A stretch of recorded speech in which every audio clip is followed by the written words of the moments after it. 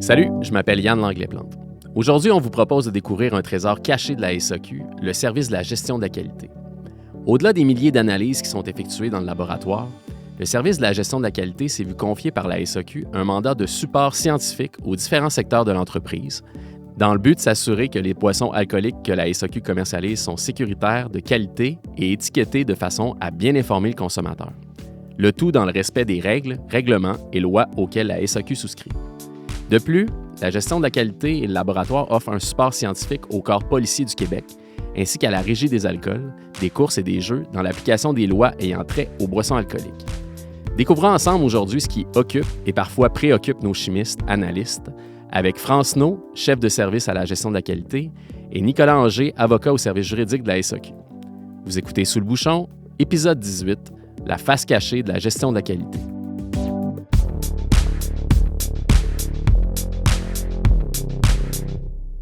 Expertise, rigueur et jugement. Ce sont trois principes forts qui sont inscrits en grosses lettres dans le labo à la SAQ. C'est ce qui fait d'ailleurs la réputation exceptionnelle de la SAQ en la matière. France, la qualité des produits est assurée par deux équipes à la SAQ, la tienne, la gestion de la qualité, mais aussi celle du laboratoire. C'est quoi les activités de l'un et l'autre de ces services-là pour vraiment départager tout ça? Au niveau du laboratoire, ce sont eux qui produisent des résultats d'analyse chimique pour émettre des certificats d'analyse pour différents paramètres comme les sulfites, les sucres, le pourcentage d'alcool, mais aussi pour des paramètres toxiques comme le plomb, l'arsenic, le carbamate d'éthyle. Tout ça pour s'assurer qu'ils soient propres à la consommation. Alors qu'à la gestion de la qualité, notre travail est tout autre. Nous analysons les résultats d'analyse des produits analysés afin de s'assurer qu'ils respectent les différentes réglementations et normes au Canada. S'il y a un dépassement d'une norme, le chimiste de la gestion de la qualité mettra son expertise sur ce produit afin que mon équipe des produits non conformes informe le fournisseur de la situation. Les caisses de ce produit seront bloquées aux entrepôts. Lorsqu'on parle du respect des lois et règlements, dont l'affichage en français, par exemple, on est le seul monopole d'alcool à avoir cette exigence au Canada, donc on demeure distinct. Oui, une autre différence entre le Québec et le reste du Canada. France, on dit même que notre laboratoire là, il est reconnu à travers le monde. On a une réputation internationale. Tu me confirmes ça? Tout à fait. D'abord, il faut rappeler qu'en 1921, le premier employé engagé à la SAQ était un chimiste. Donc, la qualité des produits qui sont mis en tablette à la SAQ est une préoccupation depuis le jour 1 de son existence et c'est encore le cas aujourd'hui après 100 ans. Le service de la gestion de la qualité a une certification ISO 9001. Cette certification permet de s'assurer de l'excellence de nos services. La réputation de la SAQ ici et partout dans le monde est effectivement irréprochable. Lorsqu'un produit reçoit le feu vert par nos services, c'est un gage de qualité qui est reconnu par tous les commerçants de vin de la planète et c'est aussi un saut de qualité important pour les producteurs. Mon équipe est composée de 10 personnes, chimistes, techniciens, administratifs et agents de bureau, afin de répondre à notre clientèle interne et externe. Ça représente en réalité, lors de la dernière année, plus de 75 000 commandes. Ça inclut les importations privées et les produits du réseau. C'est pas rien, 75 000, c'est beaucoup. Vous ne manquez pas d'ouvrage. Tout à fait. Nicolas, tu es avocat chez nous à la SAQ, tu l'as dit depuis plus de 20 ans maintenant. Oui, exact. Est-ce que tu portes un sarrau blanc à l'occasion? As-tu le rêve de scientifique là, dans tout ça? Bien, en fait, quand j'ai commencé mon droit, si on m'avait dit que je toucherais à la chimie de près ou de loin, j'aurais été étonné. Donc, oui, je porte le sarrau lorsque je vais visiter mes collègues au lab, mais aussi souvent que la toge, donc pas très souvent. Plus souvent, en fait, je dirais mon chapeau, en bon français d'avocat, pour les différentes unités d'affaires donc de l'entreprise, notamment le laboratoire et la gestion de la qualité, qui sont des clients très récurrents, je dirais, très appréciés. Aussi, on a des missions qui sont très liées l'un et l'autre. Fait qu'au-delà de la qualité du liquide dans la bouteille, toi, tu as le volet plus législatif des règlements, des lois. Exactement. Il faut comprendre que les chimistes de la gestion de la qualité et du laboratoire ont un rôle qui dépasse le strict aspect scientifique des choses parce que l'alcool est un produit qui est pas ordinaire, qui est très réglementé. Et donc, dans leur travail quotidien, ils ont beaucoup à traiter de questions de nature juridique. C'est pour ça, dans le fond, que nos deux missions se rejoignent en quelque part à cet égard-là. Puis c'est-tu compliqué? Est-ce qu'il y a beaucoup de législation, beaucoup de lois, beaucoup de règlements qui se chevauchent avec, par exemple, des produits qui viennent de l'étranger, les produits d'ici, tout ça? Ça doit être un peu complexe par moment. Là. Tout à fait. On a autant des réglementations québécoises que canadiennes. Puis en plus, il y a tous les accords internationaux. Donc, on doit quand même, ça chevauche entre ces différents règlements. Puis il faut avoir une expertise dans la grandeur de toutes ces réglementations. Exact. Puis, je ne sais pas, mais dans notre quotidien, on a beaucoup à faire avec des conflits parfois entre les différents sets de règles en bon français parce que, exemple, il n'y a pas de normes au Canada sur un volet X alors que le produit, dans sa région d'origine, est soumis à certaines règles. Donc, les chimistes de la gestion de la qualité doivent posséder ces règles-là. Donc, il y a beaucoup de nuances, il y a beaucoup de, comment dire, ça demande un grand jugement, je dirais, là, dans l'application de ces règles-là. Tout à fait. Puis il y a des zones grises qui demeurent nombreuses. Là, au-delà de la qualité même du produit, au niveau de l'étiquetage, il y a certaines choses qui peuvent ressortir aussi. Par exemple, si, je ne sais pas, moi, on fait référence à quelque chose de violent, par exemple, donc qui pourrait être problématique d'un point de vue juridique ou encore d'un point de vue d'affaires publiques et puis de communication. Nicolas, là-dessus, Oui. parle-moi un peu de ça. Bien, en fait, c'est ça. Au-delà des règles, des normes, je dirais, de composition chimique des produits, il y a, on ne l'a pas abordé, mais la question de la dégustation, qui est importante, donc qui est moins, je dirais, normée que peuvent l'être les analyses chimiques, mais il y a aussi un volet très, je dirais, plus réputationnel ou plus qui est lié au rôle de bon citoyen corporatif de la SAQ. Donc, ça amène les chimistes à devoir se poser des questions à l'occasion sur des étiquettes qui pourraient présenter des caractéristiques qui pourraient nuire, si on veut, à l'image de la SAQ, ne serait-ce que des étiquettes à caractère violent qui dépeindraient des scènes de nature sexuelle ou on peut penser à toutes sortes de choses comme ça qui touchent davantage les bonnes mœurs, j'oserais dire, c'est pour prendre un vieux terme, ou encore la morale, si on veut. Donc, on est dans une zone beaucoup plus grise, là, parce que damn if you do, damn if you don't, hein, il n'y a pas nécessairement de bonne réponse, et on doit avoir toujours une sensibilité, autant les chimistes que les avocats, d'ailleurs, à cet égard-là. Que ce genre de débat-là, on les avait beaucoup moins il y a 15 ou 20 ans qu'on peut les avoir maintenant. Ces préoccupations-là. Tout à fait. On discute souvent lorsqu'on regarde, on fait l'examen d'étiquette. L'image, avant, c'était beaucoup moins un travail qu'on faisait. Maintenant, l'image fait partie de notre travail, de regarder qu'est-ce qui dépeint, qu'est-ce que le producteur voulait démontrer. Puis, est-ce que vous avez des exemples quand un produit est soumis par un fournisseur qui est refusé à la SAQ? Bien, ça dépend des problèmes. Dépendamment de ce que la gestion de l'offre veut, on va vérifier, entre autres, est-ce que ça correspond, par exemple, on veut un vin bio. Est-ce qu'il respecte la réglementation canadienne sur le bio, autant sur l'étiquetage que sur l'analyse chimique? Il y aurait d'autres cas, par exemple, on voudrait un mezcal. Est-ce qu'il respecte le cahier des charges du mezcal du Mexique? C'est toutes des choses comme ça qu'on regarde à la gestion de la qualité. Puis s'il y a des corrections, en fait, est-ce qu'il y a des rapports qui sont fournis aux fournisseurs qui doivent par la suite, j'imagine, se conformer pour pouvoir rentrer chez nous? Effectivement, on va émettre des expertises. On va leur demander est-ce qu'ils peuvent changer, exemple, une étiquette ou modifier, exemple, traduire les textes. Est-ce qu'ils peuvent apporter une correction? Habituellement, la majorité des fournisseurs vont nous informer qu'ils peuvent faire les corrections de ces étiquettes-là.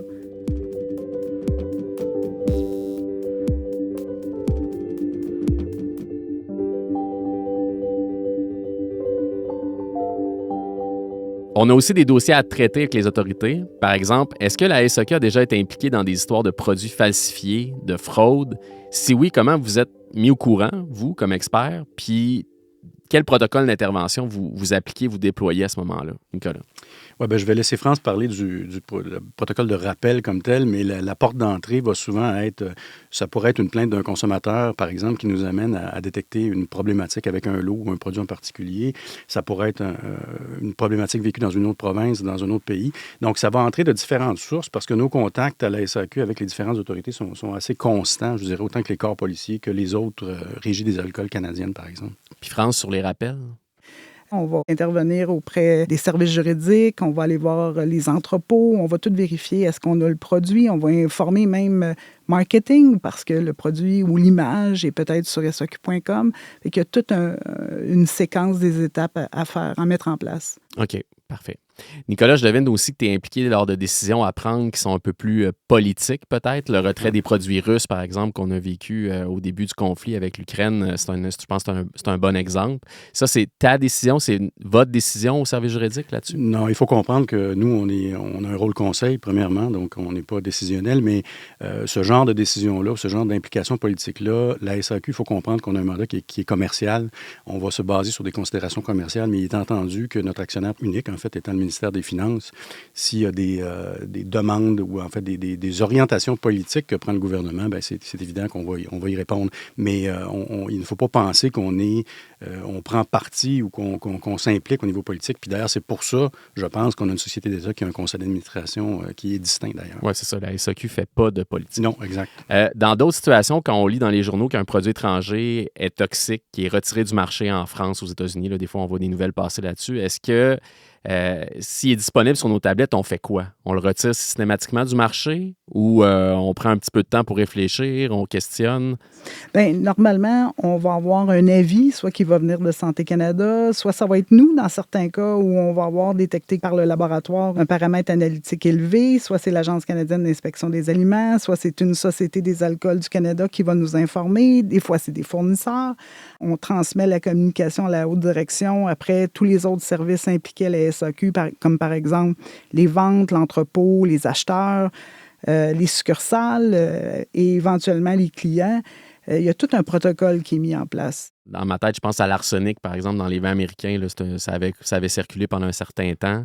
Qu'est-ce que vous avez fait dans ce cas-là? Ça, c'est un beau dossier, l'histoire de l'arsenic dans les vins américains. Étant donné que le laboratoire fait l'analyse sur ce paramètre-là, bien, ce que ça fait, c'est que ça a permis à répondre rapidement à cet article de journaux-là, afin d'informer qu'il n'y a aucun produit américain qui était vendu sur les tablettes de la SAQ qui dépassait la norme canadienne sur l'arsenic.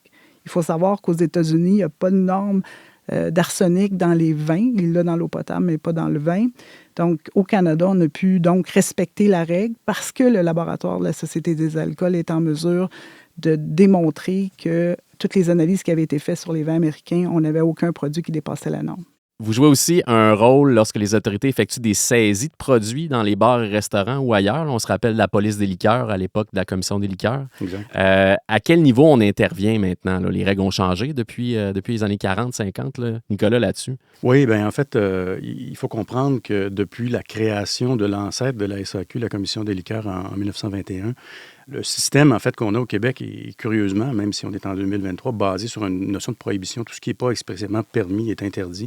De sorte que la Commission des liqueurs s'est retrouvée dès le départ comme étant le gardien de toutes les boissons qui étaient saisies par l'ancienne police des liqueurs et maintenant par les corps policiers qui sont chargés d'appliquer les lois en matière de boissons alcooliques. Donc oui, on a un rôle de gardien. Il y a à peu près, grosso modo, dans la dernière année, à peu près 700 saisies qui ont été effectuées par les corps policiers. Donc l'implication de la SAQ à ce niveau-là, ou des services juridiques par rapport aux saisies, va être un rôle de support au même titre qu'il l'est avec le laboratoire. Puis est-ce qu'une saisie France égale automatiquement des analyses chez vous aussi? Non, pas tout le temps. Souvent, dépendamment du type de saisie qui a été fait dans les bars et les restaurants, par exemple, bien, il y en a certains échantillons qui vont venir au laboratoire, d'autres échantillons vont aller directement aux entrepôts des saisies. Qu'est-ce qui arrive avec ces produits-là une fois ça a été traité ou ça a été analysé? Est-ce qu'on les détruit ou on les retourne?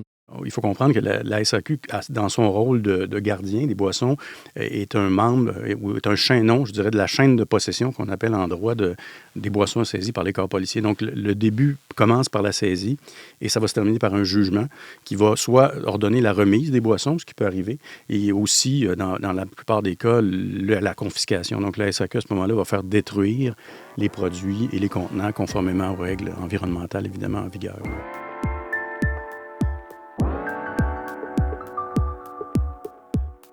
Parlons maintenant du soutien que la gestion de la qualité offre aux producteurs d'ici, aux producteurs du Québec. On a recueilli le point de vue d'un distillateur d'ici, Lilian Wolfes-Berger, de la distillerie de Montréal, qui produit notamment des spiritueux. On l'écoute, puis je reviens avec une question pour France. La propriété de la distillerie de Montréal, c'est qu'on fait tous nos produits de A à Z. Donc ça veut dire qu'on achète de la mélasse, avec cette mélasse, on fait des rhums, on achète de l'agave bleue biologique, on va faire une eau de vie d'agave. On achète de la bière, on la distille pour faire du whisky. Et donc, on fait tout de A à Z. Et ça fait maintenant plus de 10 ans qu'on travaille avec la SAQ. Et moi, comme je suis à la production, plus particulièrement avec le volet laboratoire et qualité. Et c'est tellement on va dire une aide pour nous en tant que producteurs que on tend vers l'excellence. Et puis, ça nous permet aussi de dire que les alcools sont à la fois validés, qu'on est dans le bon critère quand on dit qu'on fait un whisky, un rhum de mélasse ou une liqueur. Et j'ai d'ailleurs là-dessus encore une remarque qui m'est arrivée il y a 2 jours à Düsseldorf, où je fais goûter de la liqueur de sureau. Et les Allemands goûtent ça et me disent « Ah ben oui, mais est-ce que vous connaissez les normes de la liqueur de sureau ?» Je dis on travaille avec la SAQ et on n'a pas le choix que d'avoir 100 grammes de sucre si on veut l'appeler liqueur. Et il s'est reculé, il a dit « Ah, vous êtes au courant ?» Je dis oui, parce que sinon on ne pourrait pas l'appeler liqueur, parce que c'est justement la SAQ qui va valider si on a une liqueur ou un apéritif ou autre chose dans la catégorie. Donc voilà, ce qui fait qu'on a un distributeur pour le sureau en Allemagne grâce à ça. Mais on va dire le plus gros faire-valoir de tout ça, c'est qu'on a trouvé un distributeur l'année dernière en allant à Paris. Et quand est venu le temps d'envoyer les alcools, on a juste eu à dire qu'on était référencé à la SAQ, on a juste eu à envoyer la fiche produit SAQ, et on avait comme une espèce de sésame qui nous ouvrait toutes les portes. On n'a pas eu à passer le laboratoire des douanes françaises, on n'a pas eu à passer la répression des fraudes pour savoir si c'était bien ce qu'il y avait sur la bouteille, parce qu'on avait un peu ce gage de garantie, qui nous permettait de dire, voilà, vendu à la SAC, donc passé par les laboratoires de la SAC. Donc, on l'a envoyé en container et quand c'est arrivé au Havre, 3 semaines plus tard, c'était sur les tablettes, alors qu'on a entendu des histoires, nous, de gens qui sont restés bloqués presque 6 mois, le temps que ça passe les labos, que ça soit validé, que tout est correct. Donc, voilà un peu l'expérience qu'on a, où moi, je me félicite de travailler avec la SAQ. C'est vraiment le sésame qui nous permet de rentrer un peu partout, sans qu'on ait des difficultés avec les autorités des pays dans lesquels on veut être distribué. France, quand tu entends un producteur d'ici dire ça, j'imagine que ça te rend bien fier de ce que tu fais et de ton équipe. Hein? Tout à fait. On est très fiers de contribuer au développement de cette industrie. Depuis le début des années 2000, la SAQ accompagne les vignerons, les cidriculteurs, les autres producteurs artisanaux. Dernièrement, avec l'essor de l'industrie des micro-distillateurs, on accompagne aussi les distillateurs dans l'élaboration de leurs produits. Il faut savoir qu'il y a des règlements québécois qui encadrent la production des boissons alcooliques au Québec et nous les aidons à se conformer aux différents règlements. Donc, parfois, ils trouvent des problèmes dans leurs produits. On les aide justement à améliorer ou à se conformer à ces règlements-là. Puis en fait, oui, ce que France disait est intéressant parce qu'il y a de fait des normes là, qui sont applicables dans différents pays, mais le Québec a aussi ses propres règles en termes de production. Et ce qui nous amène, nous, à devoir, puis je pense aux chimistes de la gestion de la qualité, conseiller des fois les producteurs sur le respect de ces règles-là internes qui sont appliquées par la RACJ, la Régie des alcools, des courses et jeux, mais il reste que c'est des règles très particulières propres aux producteurs d'ici. Donc ça, c'est un autre ensemble de règles que doivent connaître les chimistes de la gestion de la qualité. Puis là, tu as prononcé, Nicolas, un acronyme qui me chatouille toujours l'oreille quand je l'entends. Il y a souvent une confusion, même je dirais une confusion historique entre le rôle de la SAQ et celui de la RACJ. Oui. Donc, la question qui tue, Nicolas, peux-tu nous démêler ça, là, genre en 1 minute? C'est un défi que je vais tenter de relever avec plaisir. Donc, il faut comprendre que, je l'ai dit un peu tantôt, la Commission des liqueurs a été créée en 1921. La Commission Tinel avait été adoptée par le gouvernement de l'époque. Et le juge Tinel est arrivé avec des recommandations que le gouvernement a finalement suivies pour séparer les 2 missions qui appartenaient à la Régie des alcools, soit le contrôle, l'émission et le contrôle des permis d'alcool, et d'un autre côté, le volet commercial. Donc, la RACJ, comme on l'appelle maintenant, a hérité du volet contrôle et la SAQ a hérité du volet commercial. Je nous décris souvent comme 2 sœurs siamoises séparées à la naissance, en fait. France, même si nos rôles sont différents, sont complémentaires, la RACJ fait affaire avec nous, la SAQ, souvent, fait appel à l'expertise du labo puis de la gestion de la qualité. Comment ça se passe au quotidien, vos relations avec votre sœur siamoise?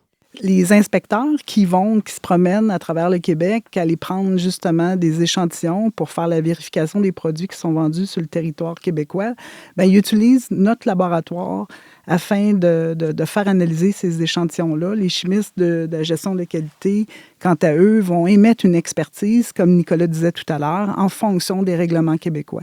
Donc, c'est le rôle qu'on a. On émet des rapports et d'analyse à la RACJ. Puis je pense que France est un peu modeste, là, mais il faut dire que non seulement la RACJ reconnaît l'expertise du laboratoire et de la gestion de qualité de la SAQ, mais le législateur également, parce que les rapports produits, de par la loi, produits par les chimistes de la SAQ, font preuve de leur contenu, de sorte que le législateur, en fait, se trouve à reconnaître l'expertise et la qualité du travail, finalement, de nos collègues. De France, puis de son Exact. équipe. Puis, mettons, moi, je suis comme client, là, je me présente, là, puis j'arrive avec une bouteille bouchonnée, là, puis que je ramène en succursale. Tu sais, j'en ai pas bu beaucoup, là, puis j'ai pas aimé le goût. Est-ce que cette bouteille-là peut se ramasser chez vous pour analyse? Tout à fait. Lorsque je parlais tout à l'heure des 75 000 commandes qu'on reçoit à la SAQ, on ne les analyse pas toutes.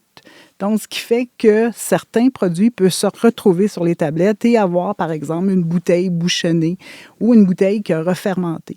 Donc, dans ces cas-ci, les succursales vont envoyer les bouteilles au laboratoire pour qu'on puisse vérifier est-ce que c'est une fraude, est-ce que c'est vrai, est-ce que tout le lot a cette problématique-là. Donc, on sert à ça aussi, à faire les vérifications des consommateurs qui retournent les bouteilles. Oui, si je peux faire du pouce là-dessus, en fait, France a utilisé un mot qui fait un peu peur, le mot fraude, mais il y a des clients qui ont trouvé des fois des façons un peu rapides de faire un peu d'argent, donc ils pensent qu'on peut retourner les produits comme ça, comme on veut, pour peu importe la raison.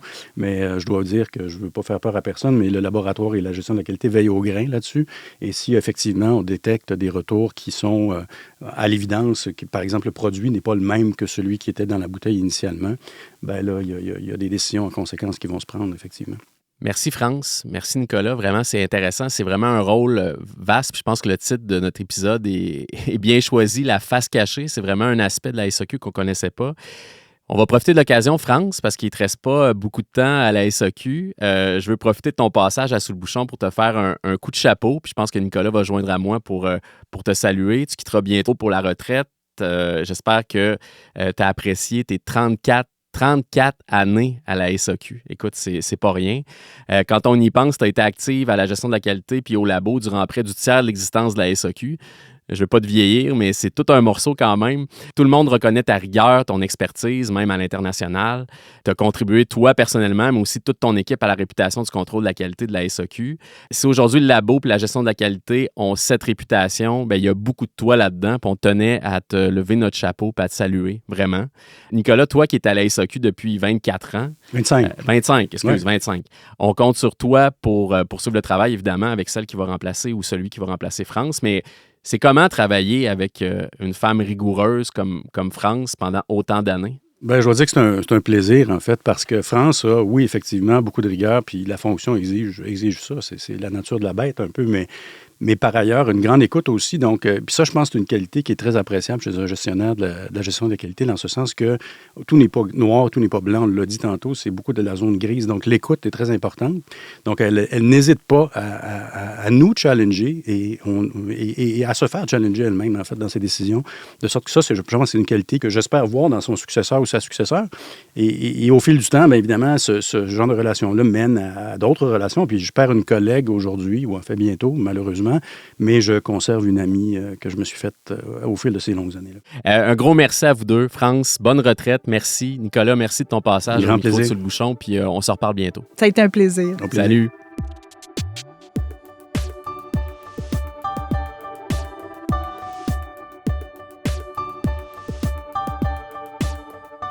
Le balado Sous le bouchon est une production de la SAQ en collaboration avec Magnéto. Idée originale, Yann Langlais-Plante et l'équipe des affaires publiques et communications de la SAQ. Prise de son, montage, mixage et musique, Antonin Viss. Réalisation, Linda Bouchard. Un merci spécial à Linda Bouchard et Geneviève Ferron pour le contenu de cet épisode. Abonnez-vous et parlez de Sous le bouchon autour de vous. Je suis Yann Langlais-Plante. Merci de nous avoir écoutés.